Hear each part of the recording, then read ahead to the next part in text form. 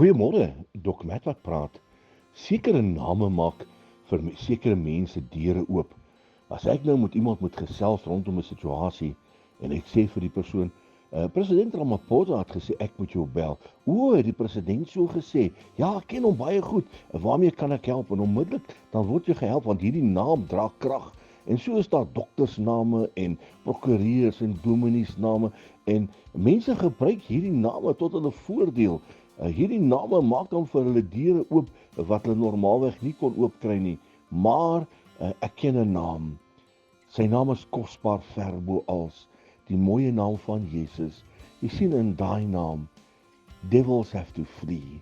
In daai naam val kankers uit. In daai naam word deure oopgemaak wat nooit weer gesluit word nie. In daai naam gee hy vir my soete waters. Hy sê kom drink by my en jy sal nooit weer dors hê nie.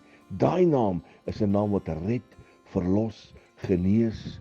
Daai kosbare naam is die soete naam van koning Jesus. Daar is nie 'n mooier naam nie. Daar is nie 'n ander naam wat ooit vir jou 'n deur sal kan oopmaak en vir jou dinge sal kan laat gebeur soos die naam van Jesus nie.